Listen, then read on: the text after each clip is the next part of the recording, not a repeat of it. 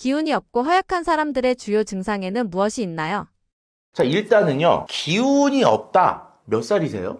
이걸 물어보고 싶어요. 왜냐하면은 기운이 없다라는 것은 크게 두 가지라고 볼 수 있는데, 자동차로 비유를 해볼게요. 자동차가 힘이 딸려요. 그럼 언제 힘이 딸립니까? 엔진이 작을 때. 차체는 큰데 엔진이 작을 때 힘 딸리죠. 이게 뭐냐? 사람의 근육이 없을 때예요. 두 번째, 엔진은 커요. 근데 뭐가 없어? 기름이 없어. 그럼 당연히 힘이 딸리겠죠.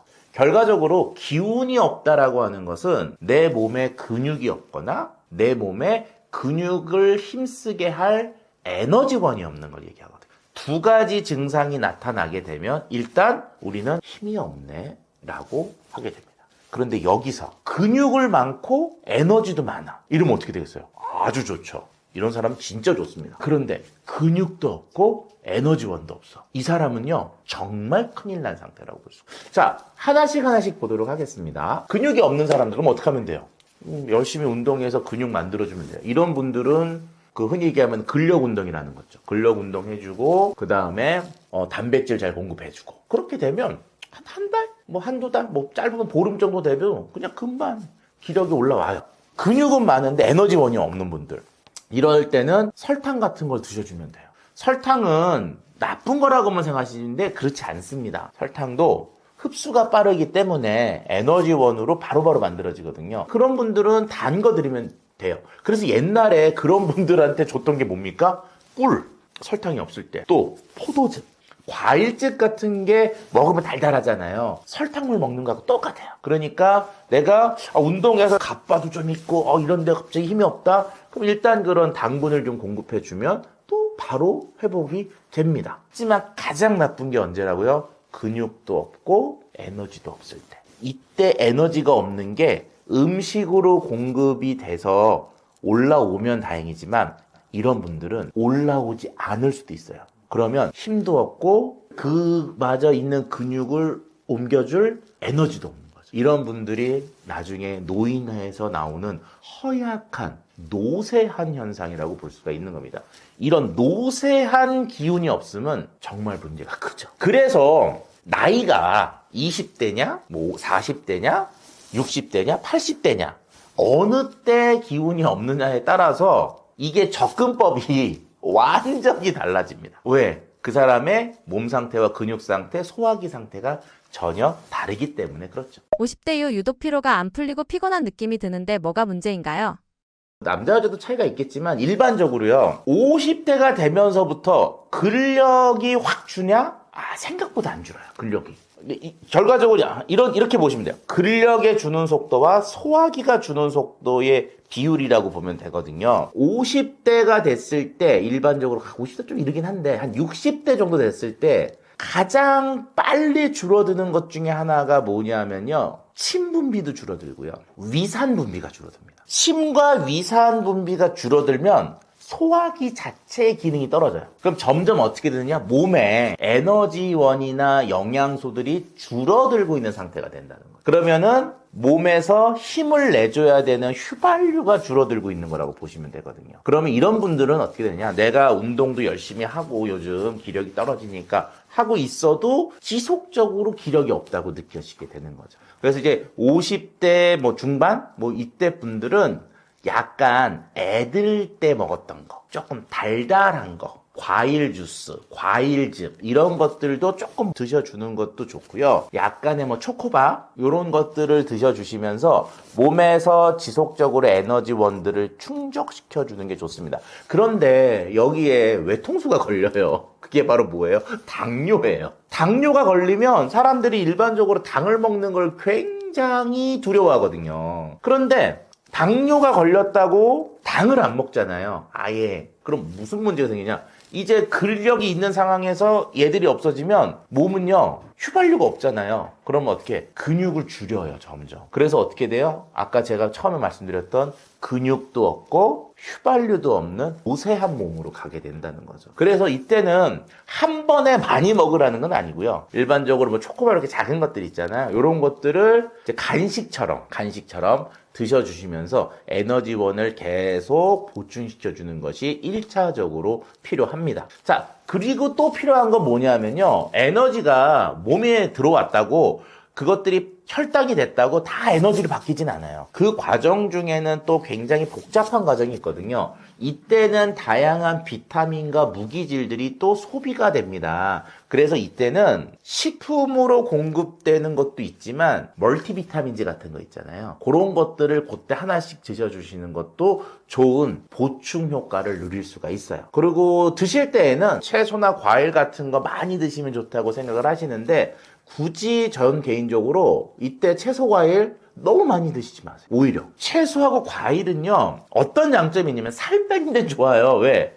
얘가 음식물의 이동 속도를 부스트업 시켜줍니다. 그럼 내가 음식을 먹고요 한 5시간 이렇게 소화가 돼서 내려가야 되던 거를 과일이나 채소를 많이 먹어주잖아요. 이게 한 4시간밖에 안 걸리게 간다는 거예요. 자, 그러면 어떤 장점이 있느냐? 단점이 될 수도 있고 장점이 될 수도 있는데 소장이 있잖아요. 음식물이 들어가면서 얘가 접촉이 돼야 돼요. 접촉이 돼야지만 소화도 되고 흡수가 되는데 음식물이 너무 뭐예요? 이렇게 휙 하고 지나가니까 소화 흡수되는 시간이 부족하단 말이에요. 그럼 어떻게 됩니까? 점점 소화율과 흡수율이 내려가죠. 그럼 가뜩이나 몸에 영양소와 에너지원이 부족해지고 시작하는 그런 소화 기능이 떨어지는 나이인데 여기에 채소 과일까지 넣어가지고 시간까지 촉박하게 하면은 결과적으로 몸은 점점 더 에너지원과 영양소 공급에 제한을 받을 수밖에 없게 되는 거죠. 그래서 이런 경우는 오히려 과일과 채소의 섭취를 필요 이상으로 늘리지 말고 오히려 적정 수준이나 그 이하로 좀 줄여주시고요. 그리고 정제가 잘 되어 있고 흡수가 잘 되어 있는 흔히 얘기하면 살찌게 하는 그런 음식들의 양도 살짝 올려주는 것이 기력을 회복하는 데는 더 도움이 됩니다. 일단 기력이 좀 회복이 됐어요. 그럼 몸이 잘 돌아가고 있다는 얘기니까 그러면 그 상태를 잘 유지하거나 아니면 이전으로 살짝 돌려주는 식단의 회귀도 필요한 상태가 된다고 볼 수가 있습니다. 만성 피로를 방치하면 생기는 질병에는 무엇이 있나요? 일단 만성 피로라는 것의 정확한 어떤 상태를 우리가 인지하셔야만 되는데요. 사람은요, 일을 해요. 일을 하면요, 몸이 다쳐요. 몸이 다치면요, 회복을 해야 돼요. 회복을 언제 할까요? 잘 때 합니다. 잠이 부족해지면 피로해진다 그러잖아요. 잠이 부족해서 회복이 아주 안 되고 누적돼 있는 상태. 그걸 만성 피로라고 한단 말이에요. 그럼 어떤 거죠? 몸이 많이 다친 상태. 아주 안 좋은 상태죠. 이게 등산 갔다 와서 3일 동안 힘들다? 이거는 만성이라고 안 그러죠. 그냥 피로예요. 한 3일 정도 잘 먹고 쉬면 풀어지는데 만성 피로는 이게 너무 오래되다 보니까 몸이 지금 그 상황을 정상이라고 인지하는 거예요. 그러면 정상으로 회귀가 안 되죠. 그래서 만성 피로에 들어간 분들이 오랫동안 하루 종일 잠을 자도 몸이 회복이 안 된다 그래요. 왜? 이미 몸이 다쳤고 이런 거예요. 이만큼 회복이 돼야 되는 게 만성 피로 때문에 이게 정상이라고 생각을 한 거예요. 그러면 자다가 여기까지 됐잖아요. 그럼 얘는 정상을 유지했다? 이렇게 생각할 수 있는 거예요. 우리는 당연히 여기까지 회복이 될 거라고 생각하는데 여기까지만 회복하고 마는 겁니다. 그런데 이게 나이를 먹으면 아무래도 이게 다 내려가잖아요. 이게 내려가다 보니까 회복력이 늘어지는 것도 있고 하다 보니까 이 수치가 점점 내려간다고 보시면 돼요. 그러니까 20대처럼 하루나 이틀 자면 몸이 이만큼 다 회복이 될 거다 기대할 수가 없는 거죠.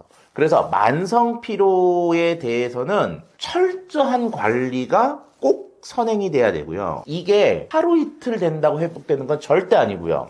어떻게 회복해야 됩니까? 라고 얘기하면 정말 이런 거죠. 어디가 피곤하세요? 이런 걸 물어봐야 돼요. 왜? 예를 들어서 몸을 막 이렇게 움직이시는 분들 있잖아요. 그럼 어디가 힘들까요? 이 근육이 힘든 걸 거고요. 가만히 이렇게 타자치고 하시는 분들 같은 경우는 머리가 피곤하실 거고요. 어느 기관과 어느 조직이 필요한지에 따라서 이분들의 만성 피로를 해결해야 되는 방법들이 좀 달라질 수도 있고 그때 들어가는 영양소나 음식의 양도 달라질 수가 있는 거예요. 그래서 만성 피로는 내가 회복을 못 시켜서 주로 잠을 못 자거나 내 능력 이상의 일을 했을 때 그런 것들이 누적이 돼서 오는 거고 건강적으로는 아주 나쁜 상태다라고 판단을 하시면 되겠습니다. 피곤함 없고 건강한 삶을 살기 위해 꼭 지켜야 하는 것과 절대 하면 안 되는 것들은 무엇이 있나요? 일단은 당연시하면 안 된다라고 생각이 들어요. 그게 뭐냐면 남자분들 같은 경우는 대부분 다 이렇습니다.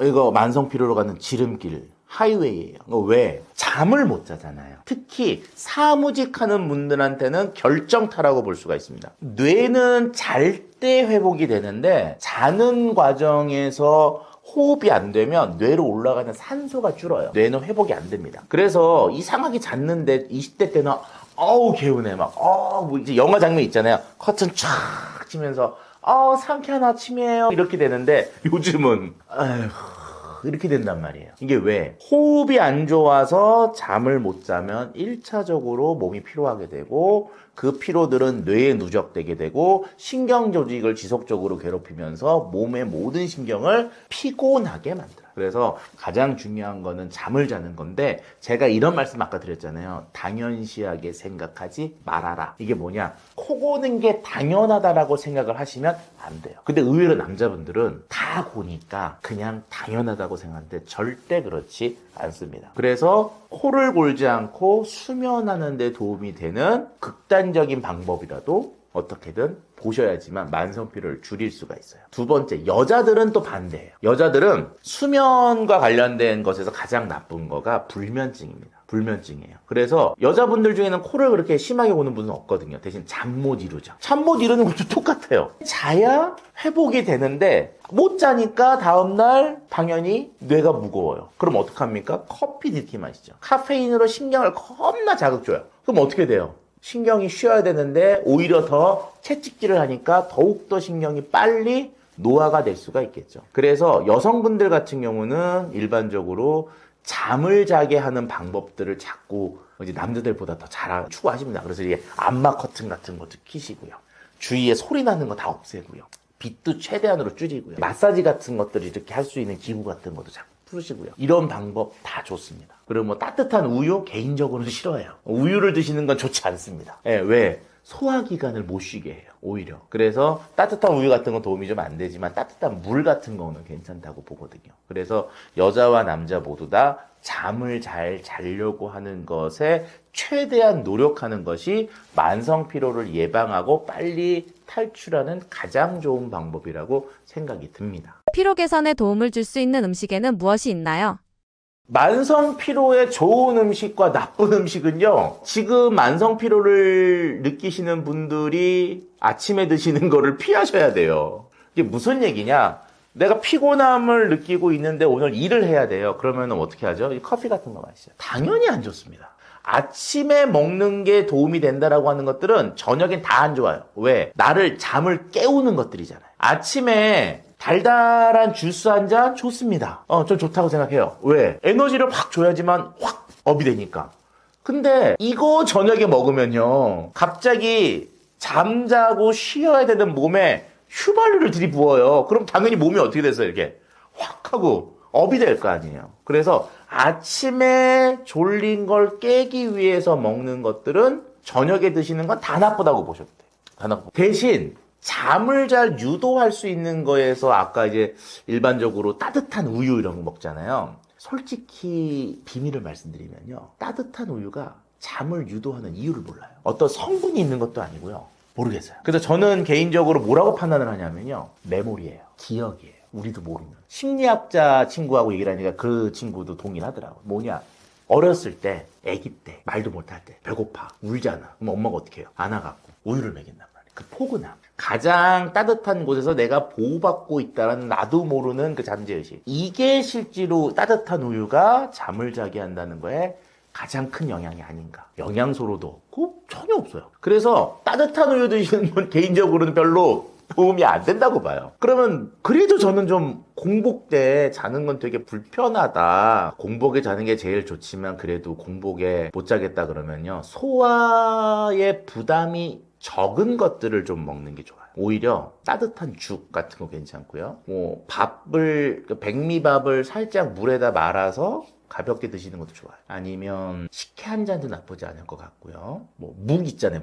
묵 같은 경우도 그냥 드시면 좋을 것 같아요. 아니면 과일 있잖아요. 뭐 아침에 먹으면 약이고 저녁에 먹으면 독이라고 하는데 사과 같은 경우도 근데 사과가 약간 신맛이 있다 그러면은 열대 과일이나 바나나 같은 거 있잖아요. 그런 것도 오히려 괜찮아요. 지금 제가 말씀드린 음식들의 특징은 소화가 되게 쉬운 편들이에요. 그리고 단편적인 식품들이에요. 그러니까 저녁에 먹고 자도 소화기에 주는 부담이 크지 않죠. 그런데 예를 들어서 치킨 이런 거 있잖아요. 족발. 흔히들 야식 먹는 거. 얘는 소화기에 주는 부담감이 어마어마한 거예요. 양이 문제가 아니라 그 안에 있는 음식의 구성이 소화기한테 되게 많은 스트레스를 주다 보니까 그 스트레스 때문에 뇌가 계속 깨어 있어야 되게 되는 거죠. 그래서 오히려 탄수화물 아니면 과일 같은 것들을 살짝 드시는 거는 오히려 잠을 유발하는데 도움이 되지 않을까라고 생각이 듭니다. 마지막으로 피로와 싸우는 현대인들을 위해 조언 한 말씀 부탁드립니다. 현대인들한테 피로와 싸우고 있잖아요. 피로를 푸는 가장 좋은 방법은 잘 자는 게 가장 중요합니다. 근데 잘 자는 거에 수면제를 좀 이용하세요. 이러면 깜짝 놀랍니다. 제가 말씀드리는 건 디지털 수면제. 디지털 수면제라는 게 있어요. 모르시죠? 이게 뭐냐면은 휴대폰에 어플을 깔면요. 그 어플이 이 사람의 오늘 뭐 걸은 걸음, 몇 걸음 걸었냐, 뭐 어떤 음식을 먹었냐 이런 것들을 자꾸 입력하게 해요. 그 사람의 식습관과 생활 패턴들을 입력하게 해서 이 사람이 오늘 잠을 잘 잘 수 있는지, 잠을 잘 잘 수 없는지 등을 판단해주는 그런 어플들이 있습니다. 우리나라에도 몇 개 있는 걸로 알고 있어요. 유료일 것 같긴 해요. 그런 어플들을 사용하시면 어떤 장점이 있냐면은 내가 오늘은 잘 잘 것 같아. 그러니까 잠을 잘 못 자는 분들의 특징은 어떤 특징이 있냐면 불안해해요. 그 불안함이 결국은 더 잠을 못 자게 하거든요. 그런 것들을 스마트폰들이 이 사람의 생활 패턴들을 해서 잘 잘 수 있는지 없는지를 판단해 주는 거예요. 그 판단을 갖고 내가 오늘은 나 그냥 잘 잘 수 있겠네. 안심이 될 수도 있고요. 아니면은 가벼운 유도제를 좀 먹어야 된다고 하네. 그런 것들에 도움을 받아야 되겠구나라는 것을 판정해 주는 거예요. 그런 것들 하나도 잠을 잘 못 자는 분들한테는 크게 도움을 준다고 하더라고요. 실제로 한 5년 전부터 서울 강남에 잘 가보시면은요, 수면 클리닉이 엄청나게 많이 들었어요. 이게 무슨 얘기냐? 지금 수면 관련되어 있는 의료 시스템은 핫한 감자라고 할 수 있는 거죠. 뜨거운 감자예요. 앞으로 더 많아지겠죠. 그리고 더 다양한 방식들이 제한이 될 거고요. 그런 것들을 나한테 맞는 걸 빨리 찾아서 나한테 적용하는 것이 중요하다고 봅니다.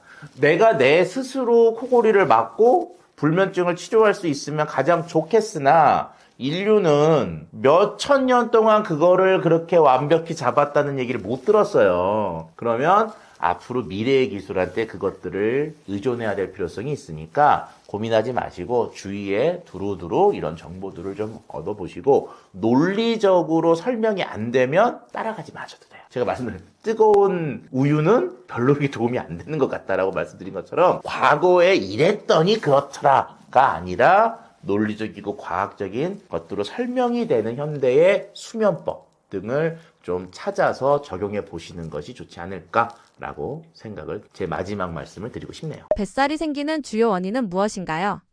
뱃살이 생기는 주요 원인은 일단 먹는 거겠죠. 아무래도 먹는 건데 그럼 조금 먹으면은 뱃살이 안 생기느냐? 아니, 조금 먹을 수가 없습니다. 대한민국 사람들은. 왜? 식탐이 굉장히 많은 민족 중에 하나예요. 우리가 여행을 갔을 때 경치 좋은 어라운드 뷰 이것도 중요하지만 한국 사람들 제일 중요한 게 뭡니까? 먹는 거예요. 어디 맛집이래더라. 또는 어디 가서 그건 꼭 먹어봐야 된다더라.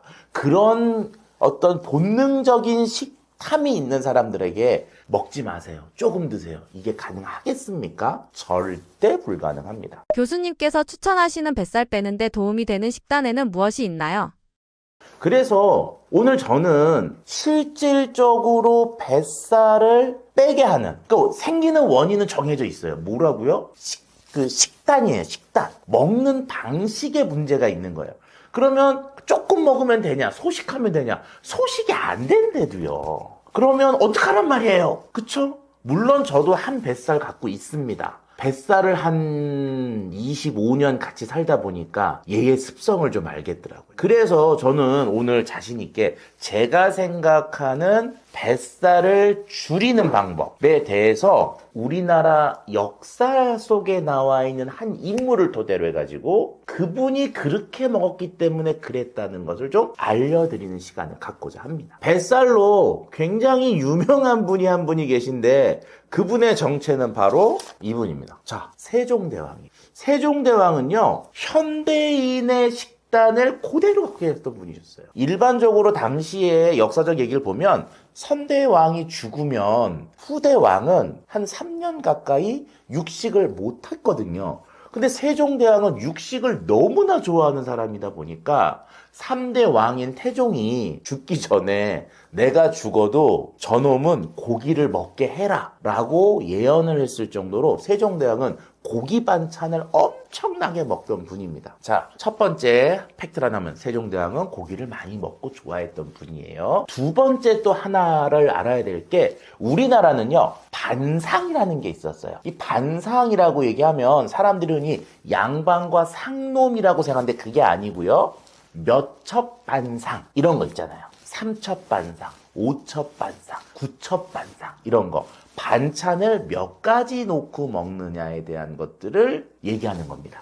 왕은요, 일반적으로 12첩 반상을 먹었어요. 왕만 먹을 수 있었습니다. 만약에 앞에 계신 PD님이 조선시대 때 12첩 반상을 먹잖아요? 역모예요. 왜? 왕의 밥상을 탐한 것만 같고 왕의 옷을 입은 거하고 똑같은 거거든요. 왕의 집에서 사는 거하고 똑같습니다. 뭐예요? 역모죠. 그럼 문화가 명확했던 때예요. 세종대왕은 매일 엄청나게 많은 반찬 속에서 밥은 요만큼 먹었겠죠. 흡사 우리가 먹는 백반집의 반상을 갖고 드셨던 분이 세종대왕. 이분이 52세 정도에 돌아가시는데 죽기 전에 당뇨가 심했고요. 매번 온양온천에 가서 눈을 닦았어요. 우리가 흔히 영화 같은 거 세종대왕의 영화를 보면은 뭐 뿌리 깊은 나무 뭐 이런 것들인가 아니면 옛날에 장영실 나왔던 그런 그 영화를 보면 이분이 말년에 앞이 안 보이니까 당뇨병성 망막병증 같은 게 생겼고 눈이 안 보이니까 온천물로 눈을 씻는 장면이 나. 결과적으로 현대인들이 갖고 있는 현대병에 의해서 돌아가신 거죠. 당연히 어떻게 했어요? 뱃살이 있으셨을 거예요. 여기서 알 수 있는 게 뭐냐? 반찬을 많이 먹고 운동을 안 하고 고기를 많이 먹는 식습관은 뱃살과 직결된다는 얘기예요. 자, 이게 되셨죠? 자, 그러면 일반 사람들은 어떻게 먹었을까? 이분들은요, 3첩 반상 정도 드세요. 반찬이 3개밖에 없어. 뭐 김치, 뭐 그다음 장아찌, 뭐 그다음에 뭐 나물. 그럼 당연히 반찬이 없으니까 어떻게 되겠습니까? 예, 밥을 많이 먹었죠. 그래서 제 쌀밥 한 상에도 나와 있는 사진이지만 우리가 흔하게 알고 있는 이 조선 후기 이제 뭐 100년 전쯤에 중인이 갓을 쓰고 밥상을 이만한 밥을 먹고 있는 게 있어요. 사람들이 그러고 야 저거 5인분은 되겠는데? 근데 그 중인의 얼굴을 보십시오. 슬림해. 예, 살이 없어요. 당연히 뱃살도 없겠죠. 밥을 매일 이렇게 먹는 분이 오히려 살이 없대요. 여기서 제가 말씀드리고 싶은 건 뭐냐면 밥을 밥대로, 즉 주식을 주식대로 먹는 분들 기타 등등을 잘 안 먹으면 뱃살이 줍니다. 우리가 뱃살을 늘릴 때 자꾸 주전부리 같은 거 늘리는 거죠. 그래서 가장 뱃살에 나쁜 식단, 물론 폭식이지만 우리가 먹는 정상적인 식단에서는 반찬 가지수를 늘리면 늘릴수록 내 뱃살은 생길 가능성이 높아지고 빵의 양을 늘리면 늘릴수록 그리고 기타 등등등을 줄이면 줄일수록 점점 내 뱃살은 줄어들게 된다라고 말씀을 드릴 수가 있어요. 간헐적 단식이나 그냥 굶어서 뱃살 빼는 것에 대해서는 어떻게 생각하시나요? 일단은 굶는 거와 간헐적 단식은 개인적으로는 저는 못할 것 같아요. 왜 그러냐? 독해야 하거든요. 굶는다고 굶주림이라고 하는 거 우리가 알고 있는 사람 중에 유명한 분 중에 최배달이라고 혹시 아십니까? 바람의 파이터. 이분이 일본에서 했던 인터뷰 내용에서 보면은 그 소도 때려잡고 말도 때려잡고 하는 뭐 일본 최고의 무도인, 최고로 강한 남자가 자기가 살아가는 과정 중에 가장 무서웠던 게 뭐냐라고 얘기하면 배고픔이다. 그 배고픔을 이기면서 굶고 간헐식 단식하고 안 먹고 이런 거 진짜 독하지는 못하거든요. 그래서 물론 그렇게 하면 효과는 빠릅니다. 그런데 우리 몸은 분명히 그 다음에 뭘 원하느냐?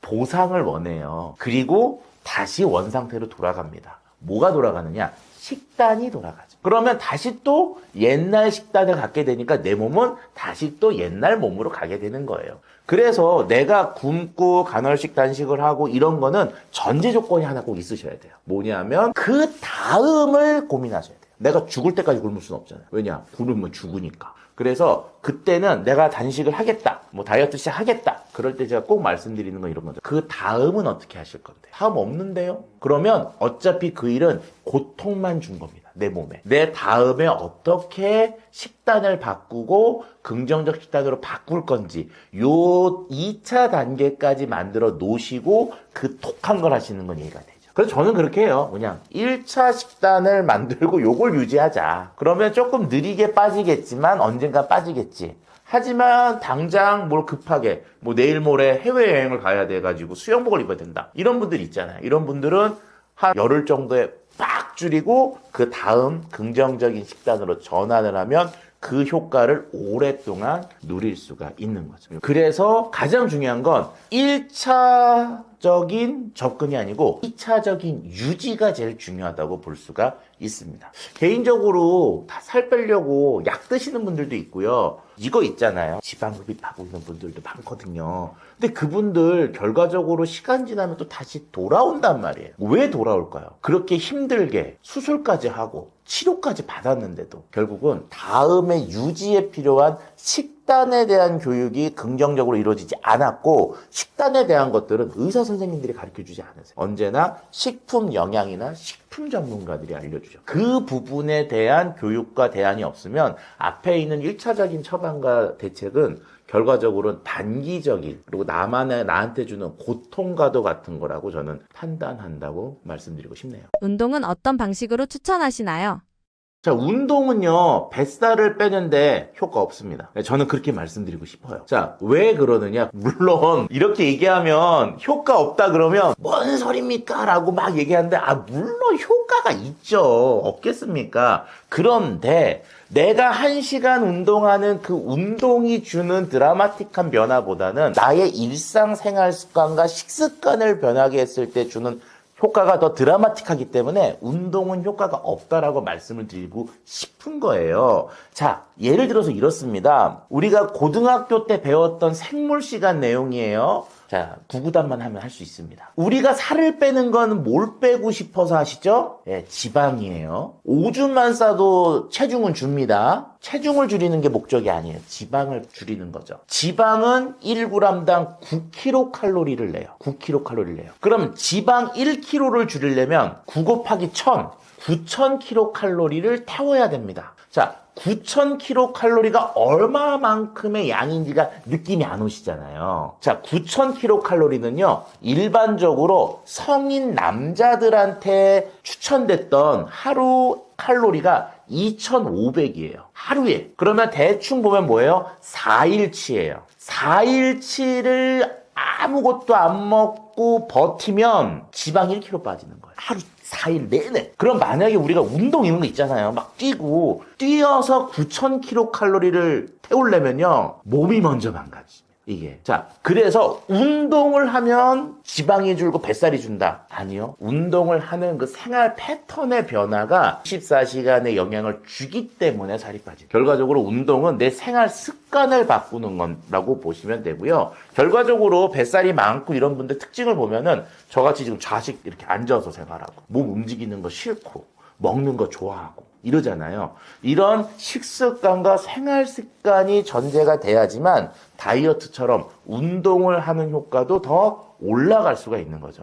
운동만 쫙 해가지고 줄였어요. 다시 옛날 습관과 식습관으로 되면 똑같이 그 운동을 한 건 나한테 고통을 준 것밖에 되지 않습니다. 거듭 말씀드리지만 1차적인 거는 되게 많이 있어요. 우리가 대안이 약을 먹을 수도 있고요. 수술을 받을 수도 있고요. 운동을 할 수도 있고요. 다이어트를 할 수도 있어요. 이거는 굉장히 많은 서비스가 사회적으로 제공이 되고 있으나 이런 고통 뒤에 이걸 유지하고 내 건강을 지키게 2차적인 교육 프로그램들은 사회에 별로 없단 말이에요. 결과적으로 여기서만 계속 어떻게 돼요? 쳇바퀴를 도는 거죠. 돈은 돈대로 쓰고 몸은 몸대로 더 이상해지고 자기의 자신감은 점점 없어지는 거예요. 결과적으로는 저희 영상을 보시는 분들 살 빼는 방법이 아니라 살 유지하는 방법 배우시고요. 뱃살 빼는 것이 아니라 뱃살 유지하는 방법 교육받으시고요. 그리고 음식이 있다. 뭐 바나나가 좋다. 소금물이 좋다. 이거 기본적으로 한 30개는 갖고 계시면 그때 시작하십시오. 왜? 내가 대안이 자꾸 있어야 돼요. 바나나만 계속 먹으면 식단 안 되잖아요. 우리가 원숭이도 그렇게는 안 먹습니다. 결과적으로는 내가 어떤 식단으로 어떻게 생활을 유지할 것인지 요거에 대한 것들을 교육받고 그걸 인지하고 그리고는 앞에 하는 게 더 도움이 되는 거죠. 그래서 저는 개인적으로 운동이 뱃살을 빼는데 도움을 준다. 그거의 도움에 대한 가능성은 생각보다 크지 않다라고 말씀을 드리고 싶네요.